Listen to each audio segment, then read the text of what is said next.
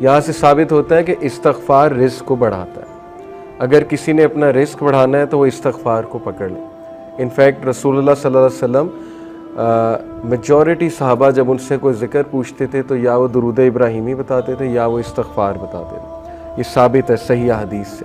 تو استغفار کے بارے میں ایک حدیث یہ بھی آتی کہ رسول اللہ صلی اللہ علیہ وسلم نے فرمایا کہ جو شخص استغفار کو کانسٹنٹلی اپنا لیتا ہے, بہت زیادہ کانسٹنٹ استغفار کرتا ہے, اللہ will make a way out of him from every difficulty. اللہ تعالیٰ اس شخص کے لیے ہر مشکل سے کوئی راستہ نکال دیتا ہے. تو میں نے خود بھی پرسنلی اپنی لائف میں دیکھا, ایم شور کہ آپ لوگوں نے بھی دیکھا ہوگا کہ جو بندہ بہت زیادہ استغفار کرتا ہے اس کے معاملات آسان ہوتے ہیں, اور جو بندہ جتنے گناہوں میں پڑا ہوتا ہے اور استغفار جو ہے نہیں کرتا ہے تو پھر ظاہر ہے کہ اس کے معاملات پھر بہت تنگ ہو جاتے ہیں, اس کی لائف بہت تنگ ہو جاتی ہے. اسی طرح سب سے جو بہترین, یہ ون آف دا فیوریٹ آیاز ہے صحابہ کی.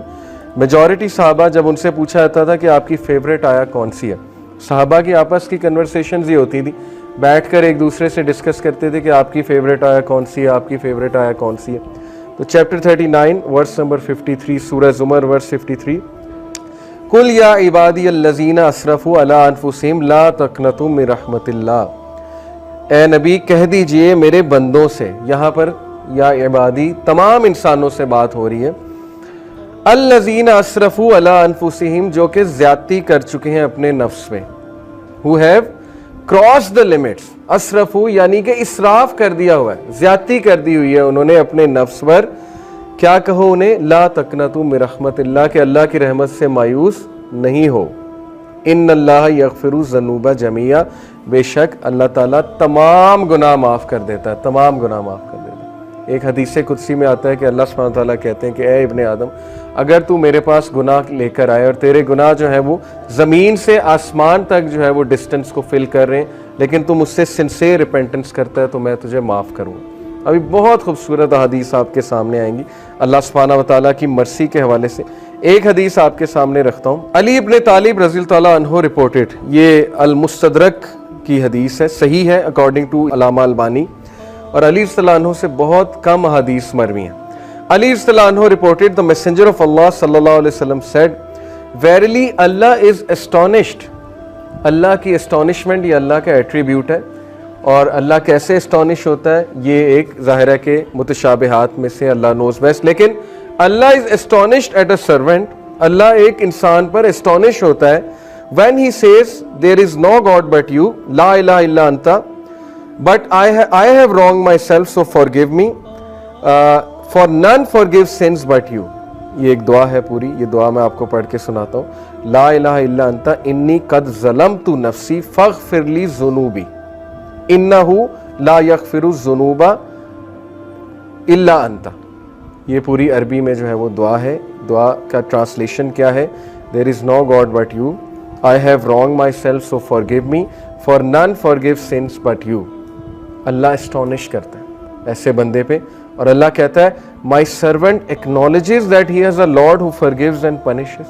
اللہ اینجلز کو کہتا ہے, اللہ تعالیٰ بولتا ہے کہ کیا میرا بندہ یہ ایکنالج کر رہا ہے کہ اس کا ایک رب ہے اور وہ رب جو ہے گناہوں کو معاف کرتا ہے. یعنی اللہ کو اتنی خوشی ہوتی ہے. اسی سے ریلیٹڈ ایک اور حدیث ہے کہ جب ایک گناہ گاری, صحیح بخاری کی حدیث ہے, جب ایک گناہ گار شخص اللہ سے گناہوں کی معافی مانگتا ہے تو اللہ کو اس طرح کی خوشی ہوتی ہے جیسے ایک انسان جس کا کیمل ڈیزرٹ میں لاسٹ ہو گیا تھا اور وہ اپنے کیمل کو ڈھونڈ رہا تھا, اور اس کیمل پہ سارا سامان تھا, اس کیمل پہ پانی بھی تھا, اس کا باقی بھی دیگر سامان تھا, اور اچانک اسے دور سے وہ کیمل چلا نظر آتا ہے تو وہ خوشی میں آپے سے باہر ہو کر جو ہے وہ یہ کہتا ہے کہ اے اللہ میں تیرا رب ہوں اور تو میرا بندہ ہے. یہ حدیث کے الفاظ ہیں, یعنی خوشی میں اس طرح کے الفاظ کہہ دیتا ہے. تو اللہ تعالیٰ کو اس لیول کی جو ہے وہ خوشی ہوتی جب گناہ گار بندہ اللہ سے بات کرتا ہے, جب گناہ گار بندہ اللہ سبحانہ و تعالیٰ کو پکارتا ہے.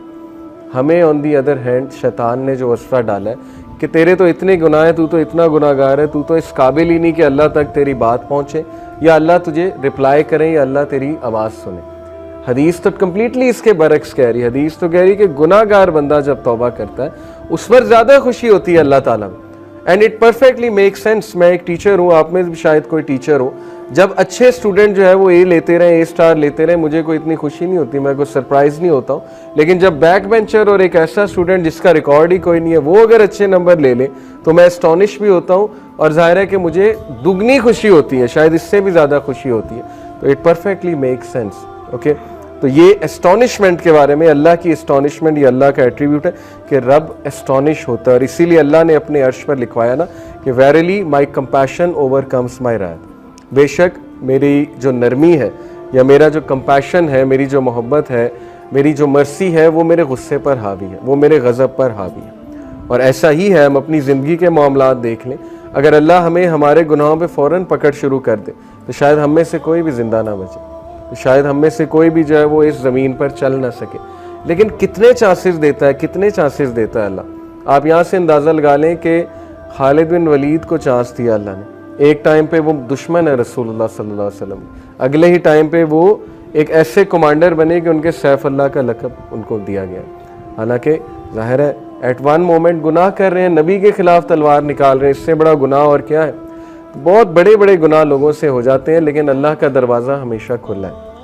اللہ کا دروازہ کبھی بند نہیں ہوتا، انسان خود دروازہ بند کرتا ہے، اللہ کبھی دروازہ بند نہیں کرتا. اوکے، سو اس کے بعد میں توبہ کی کنڈیشنز کے بارے میں آپ سب سے بات کرنا چاہوں گا. بہت ضروری ہے کہ چونکہ توبہ ایک بہترین عمل ہے، بہت بڑا عمل ہے، یہ ہمارے باپ کا عمل ہے، حضرت آدم علیہ السلام کا عمل ہے. تو اٹ از امپورٹنٹ کہ ہم جانیں کہ سنسیئر ریپینٹنس ہوتی کیا ہے. اس سے پہلے ایک اور حدیث میں آپ کو سنا دوں، سنسیئر ریپینٹنس کی انشاءاللہ بات کر رہے ہیں. سن ڈیو ٹو ڈیزائر، ڈیزائر کی وجہ سے سن اور ایروگنس کی وجہ سے سن، یہ دو مختلف چیزیں، یہ سمجھ لیں. ابو نعیم رپورٹڈ، یہ حلیت الاولیاء ایک کتاب ہے بہت زبردست، اس میں سلف کے واقعات موجود ہیں.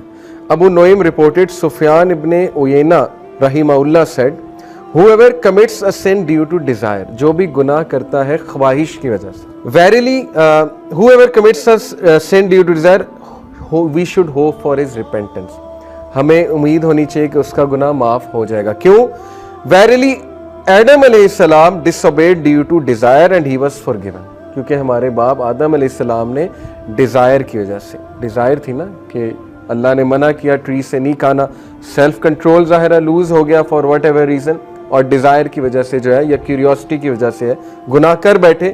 تو انہوں نے کہا کہ انہوں نے سفیان ابن عیینہ نے کہ اگر کوئی شخص ڈیزائر کی وجہ سے گناہ کرتا ہے تو اس کی معافی ہے. But if a sin is committed due to pride and arrogance then fear that the perpetrator may be cursed. لیکن اگر کوئی شخص متکبر ہو کر، اور جیسے فرعون تھا، انا ربکم الاعلی، تکبر، ایک تو گناہ کر رہا ہے، بچوں کو مار رہا ہے، آگے سے اعلان کر رہا ہے کہ میں رب ہوں، میں زندگی دیتا ہوں، میں موت دیتا ہوں. تو یہ والا جو سن ہے اس کے بارے میں ہے کہ that person will be cursed.